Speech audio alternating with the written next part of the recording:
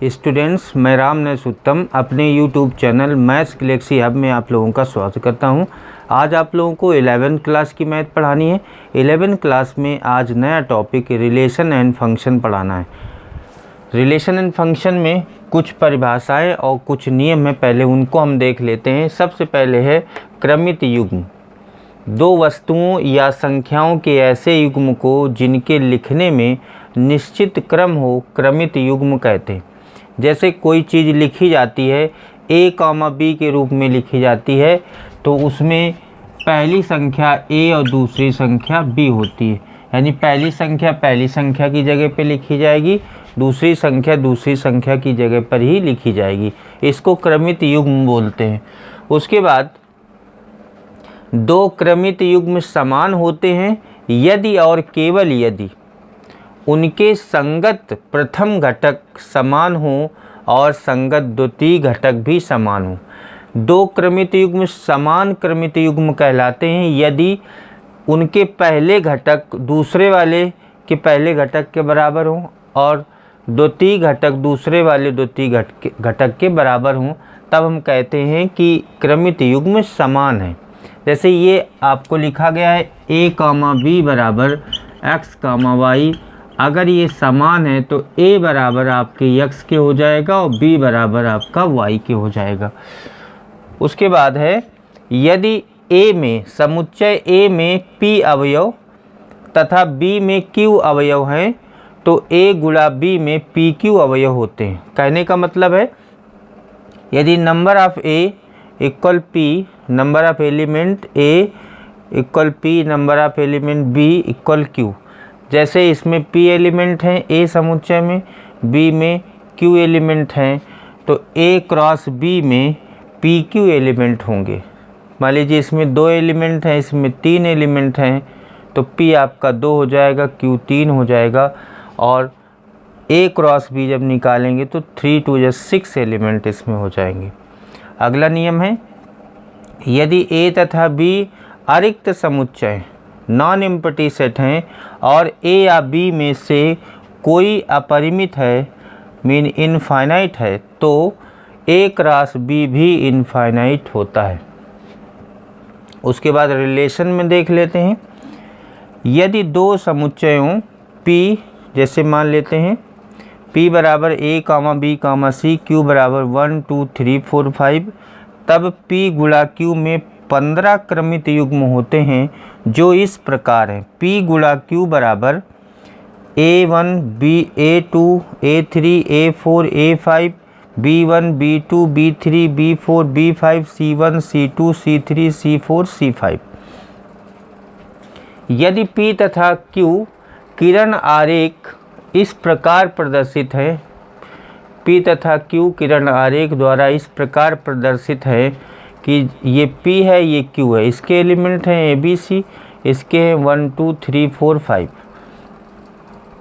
तो a related है 1 से, b 2 और 3 दोनों से है, c आपका 4 से।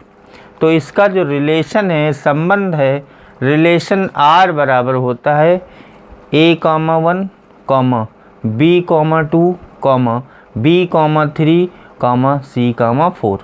उसके बाद जब ये संबंध आ जाता है, इसमें 3 चीज़ें होती हैं। पहला होता है डोमेन। डोमेन आपका हो जाएगा a, b, c। उसके बाद रेंज आपकी हो जाएगी 1 2 3 4। उसके बाद कोडोमेन यानी सह डोमेन हो जाएगा 1 2 3 4 5। इसमें बहुत ध्यान देने वाली चीज़ है, जो आपका डोमेन होता है वो इधर वाला होता है a b c, रेंज जो आपकी होती है वो दूसरे वाले होते हैं। पहले वाला डोमेन होता है, कोई संख्या रिपीट नहीं होती। जैसे यहाँ पर b 2 बार लिखा है तो b एक ही बार लिखा जाएगा। रेंज आपकी हो जाएगी 1 2 3 4। उसके बाद कोडोमेन होता है 1 2 3 4 के अलावा बच जाएगा जो, वो भी इसके साथ में लिया जाता है, ये हो जाएगा कोडोमेन। फिर लास्ट में देखिए, संबंध का बीजगणितीय निरूपण 2 विधियों से किया जाता है। पहला है रोस्टर विधि, दूसरा है समुच्चय निर्माण विधि। जैसे समुच्चय का निरूपण भी दो विधियों से किया जाता था, वैसे संबंध का बीजगणितीय निरूपण भी इन्हीं दो विधियों से किया जाता है। रोस्टर विधि और समुच्चय निर्माण विधि आप लोगों को बताई जा चुकी है। अब हम एक्सरसाइज की क्वेश्चन करेंगे।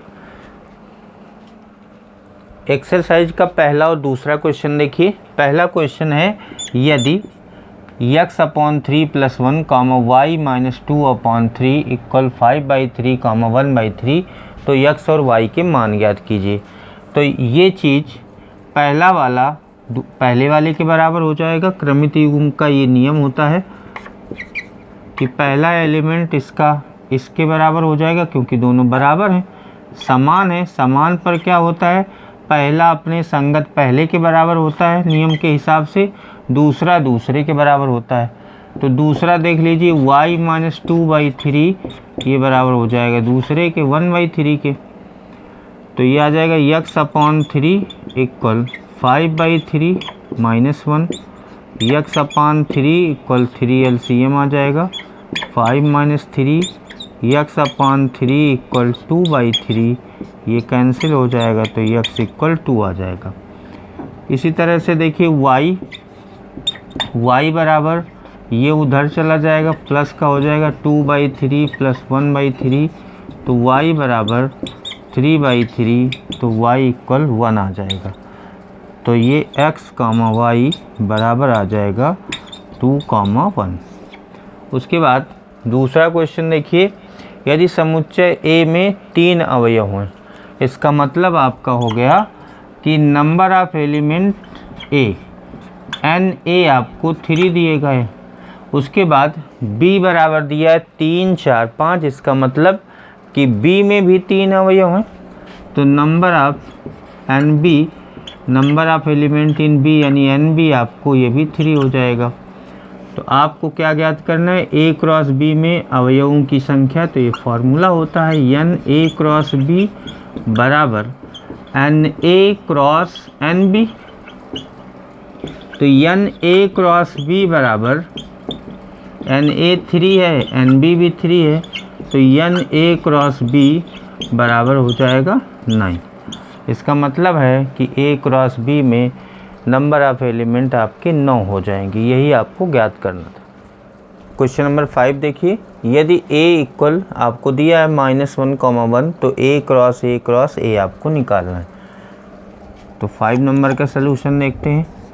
A क्रॉस A पहले निकालेंगे, -1, 1 क्रॉस -1, 1, तो ये आपका आ जाएगा -1, -1, -1, -1, फिर 1, -1 एंड 1, 1। उसके बाद A क्रॉस A निकालेंगे। तो हम लोगों ने A क्रॉस A निकाल लिया है, तो इसको हम लिख देंगे। A पहले लिख लेंगे -1, 1 क्रॉस। अब A क्रॉस A का मान, पहले A का मान रख दिया, ये हो गया। फिर A क्रॉस A हम लोगों ने निकाला है -1, -1, -1, -1, -1, -1, 1, 1। इसका इसमें गुणा होगा, तो -1, -1, -1, उसके बाद -1, -1, -1, -1, -1, -1, उसके बाद 1 का मल्टीप्लाई होगा इसमें, तो आ जाएगा 1, -1, -1, 1, -1, -1, 1, -1, -1, 1। ये आपका आ जाएगा A क्रॉस A।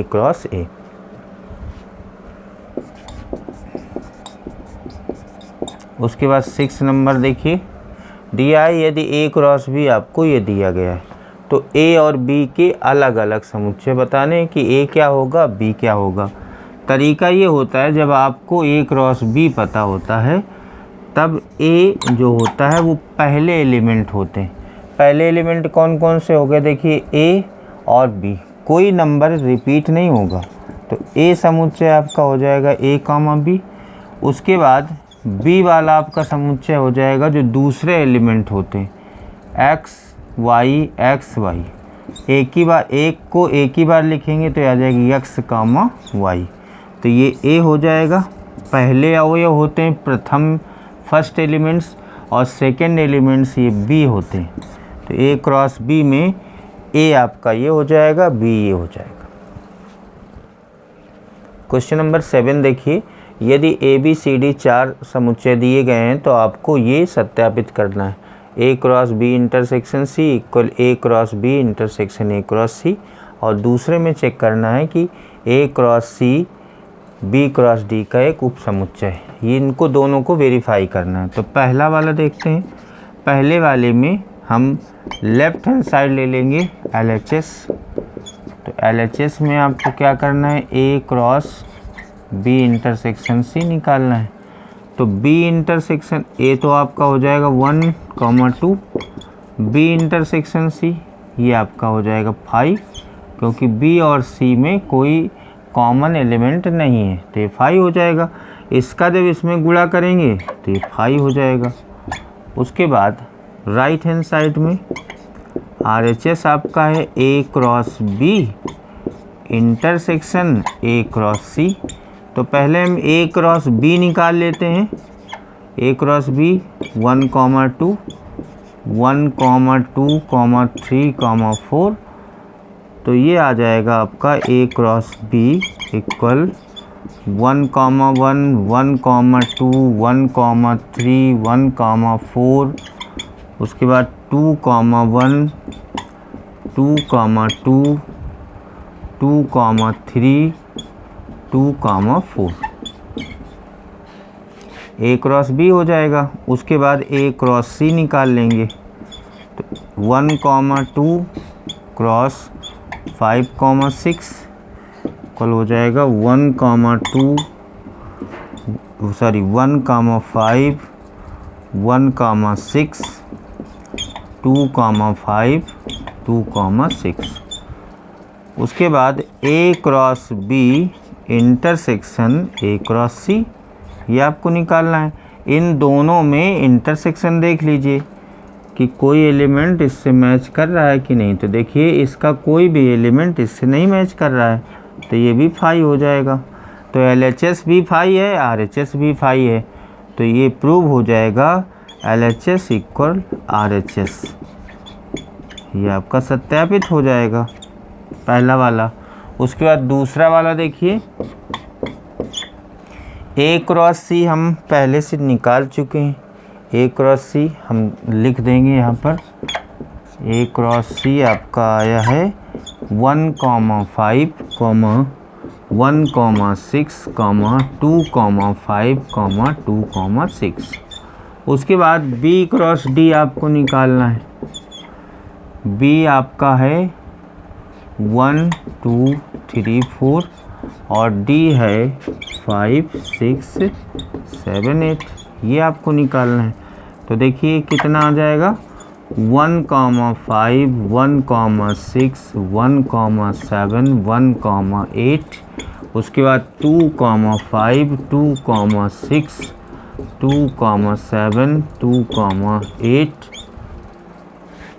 3,5, 3,6, 3,7, 3,8, 4,5, 4,6, 4,7, 4,8। यहाँ पर B क्रॉस D और A क्रॉस C। तो यहाँ पर एक चीज़ सिद्ध हो रही है कि A cross B B cross D का एक उप समुच्चय है, क्योंकि यहाँ पर देखिए 1,5 ये है, 1,6 भी है, उसके बाद 2,5 है और 2,6 है। अतः आपको ये लिखना है A cross C is the subset of B cross D। यही आपको सिद्ध करना है। क्वेश्चन नंबर 8 देखिए, A दिया है, B दिया है, A क्रॉस B ज्ञात करना है। सबसे पहले A क्रॉस B इक्वल हो जाएगा 1, 2 क्रॉस 3, 4। इसको सॉल्व करेंगे तो आ जाएगा 1, 3, 1, 4, 2, 3, 2, 4। ए क्रॉस बी हो गया। और आपको बताना है ए क्रॉस बी में कितने उप समुच्चय होंगे। तो आपको लिखना है number of A cross B, यानी ए क्रॉस बी में कितने एलिमेंट्स हैं, ये 4 हो जाएंगे। तो उप समुच्चयों की संख्या, उप समुच्चयों की संख्या, इसका फार्मूला होता है, जनरल फार्मूला होता है 2 की पावर n। तो 2 की पावर 4 इक्वल हो जाएगा 16। तो उप समुच्चय 16 होंगे। उसके बाद ये भी लिखा है उनकी सूची ज्ञात कीजिए। कि सूची देख लीजिए, सूची क्या हो जाएगी, पहला तो उप समुच्चय 5 होता है, फिर दूसरा हो जाएगा सिंगल एलिमेंट 1, 3, फिर 1, 4, फिर 2, 3, 2, 4। उसके बाद 2, 2 लिए जाएंगे, पहला दूसरा, पहला तीसरा, पहला चौथा। तो 1, 3, 1, 4, फिर 1, 3, 2, 3, फिर 1, 3, 2, 4। उसके बाद यहाँ से 1, 4, 2, 3, 1, 4, 2, 3, फिर 1, 4 और 2, 4, फिर यहाँ से 2, 3, 2, 4, 1, 2, 3, 4, 5, 6 ये हो जाएंगे। उसके बाद जब 3, 3 लिए जाएंगे तो देखिए क्या हो जाएगा, पहले ये 3 लिए जाएंगे तो हो जाएगा 1, 3, 1, 4, 2, 3। उसके बाद फिर ये 3 लिए जाएंगे 1, 4, 2, 3, 2, 4। फिर ये 3 लिए जाएंगे 2, 3, 2, 4, 1, 3।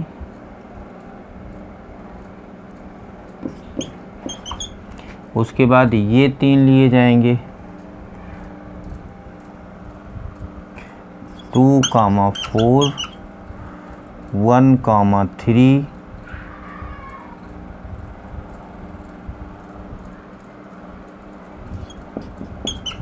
1, 3। सॉरी, ये पहले 3 ये हो जाएंगे, फिर ये 3 हो जाएंगे, फिर ये 3 हो जाएंगे, और उसके बाद ये 1, 3, 1, 3,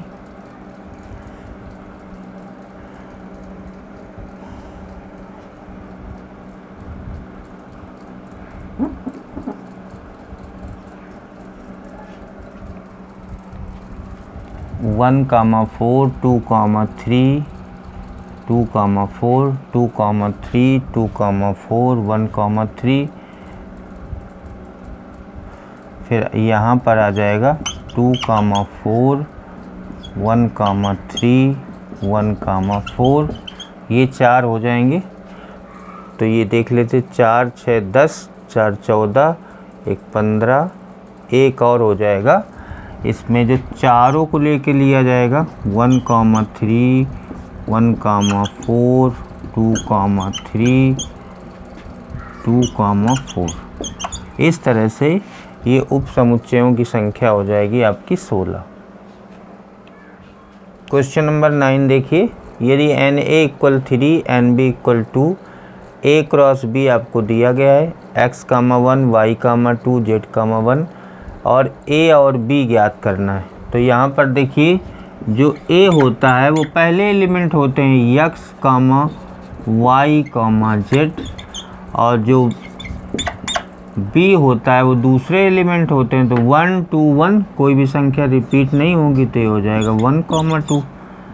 ए और बी आपको ज्ञात करना था। यहाँ से अगर वेरीफाई करना है तो देख लीजिए, नंबर ऑफ ए आपके 3 एलिमेंट्स हैं और एन बी आपके 2, यानी नंबर ऑफ बी आपके 2 हैं। क्वेश्चन नंबर 10 देखिए, यदि ए क्रॉस ए में 9 अवयव हैं जिनमें से -1, 0 तथा 0, 1 भी हैं, समुच्चय ए ज्ञात करना है। तो आपको दिया गया है n A cross A, number of element A cross A equal 9, तो इसको लिखते हैं n A into n A लिखेंगे, क्योंकि ये फार्मूला होता है n A cross B equal n A into n B. तो ये हो जाएगा एन ए का होल स्क्वायर इक्वल 9, तो एन ए आपका आ जाएगा 3। इसका मतलब है कि ए में ये दोनों ए के सबसेट हैं, तो -1, 1 0 and 0, 1 is the subset of ए।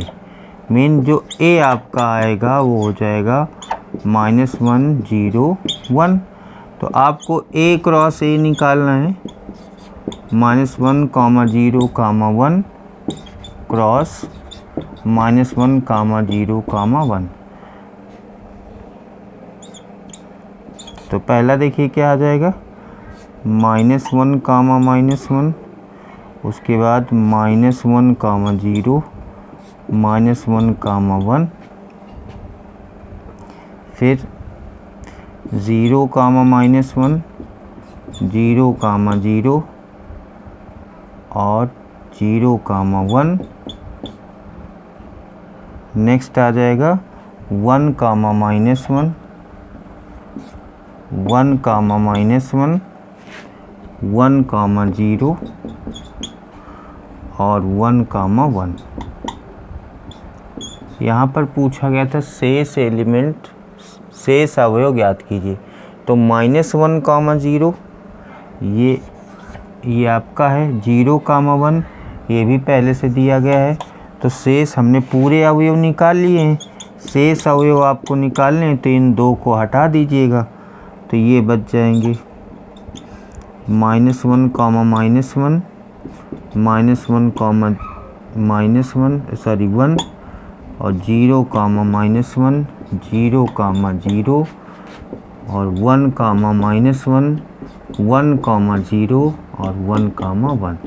ये इतने एलिमेंट आ जाएंगे और यही इसका आंसर हो जाएगा। स्टूडेंट्स, ये एक्सरसाइज 2.1 आज से समाप्त होती है, साथ ही आज की क्लास भी यहीं पर समाप्त होती है। Thank you.